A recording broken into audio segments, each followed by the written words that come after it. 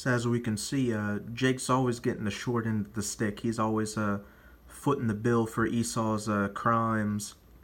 But as we're seeing with that opioid epidemic, the Most High is finally coming to pick up the tab from Esau. And as it said here, Jake's always was getting unfair sentences back then, and Jake's also getting unfair sentences now. Though a lot of you Jakes get just what you deserve because you're not coming back to the law, statutes, and commandments of the Most High. But with a lot of Jakes that went to jail back then, and a lot of Jakes that are in jail now, they get put into the prison, what's called the prison industrial complex, where they become cheap slave labor and they make goods for the U.S. Which brings me to my next scripture in Habakkuk chapter 2, verse 12.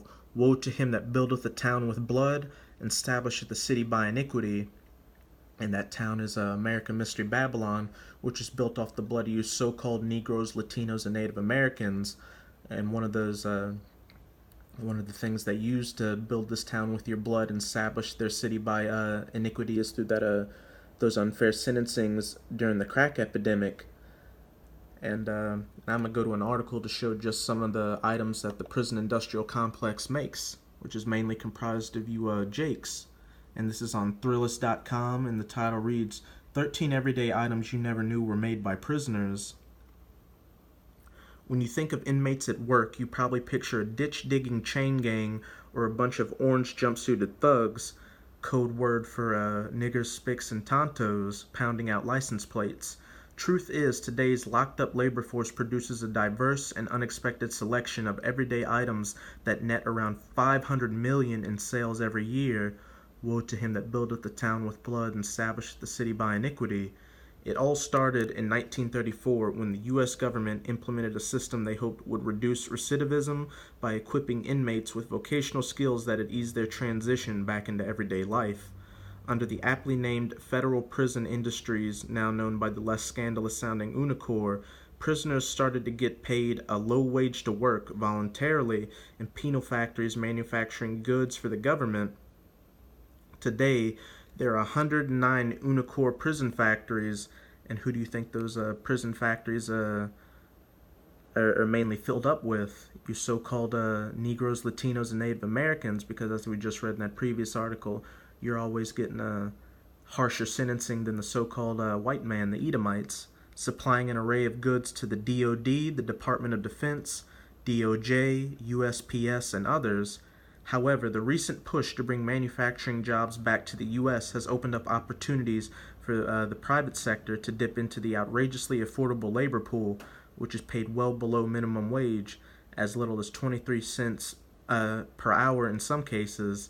You're just a slave, Jake. That's all the so-called white man sees you as.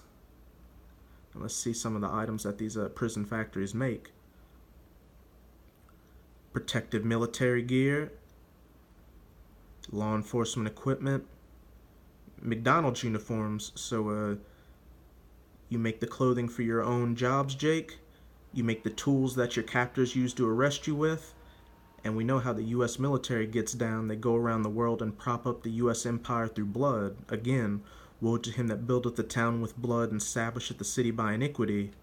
So this is a beautiful thing that's happening to you Edomites, to see the Most High recompense you for the horrors you've committed against our people, and not just the past, but again the present as well. And now I'm gonna go to my last scripture, and this is just the beginning of the horrors that the Most High is gonna inflict you Edomites with. Go to Joel chapter 3, verse 19. Egypt shall be a desolation, and we know the spiritual Egypt today is American Mystery Babylon. And Edom shall be a desolate wilderness. Edom, again, is the Edomites, the so-called white race. For the violence against the children of Judah, you so-called Negroes, because they have shed innocent blood in their land, such as slavery and that crack epidemic.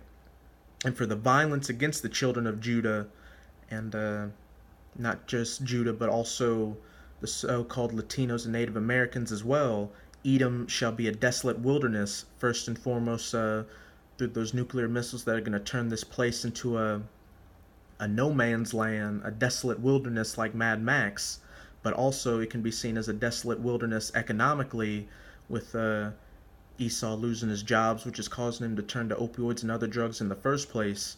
So you see, brothers, we're damn near at the end of this thing, so we just got to keep strong and push on. And with that, I hope you brothers were edified. Until next time, Shalom.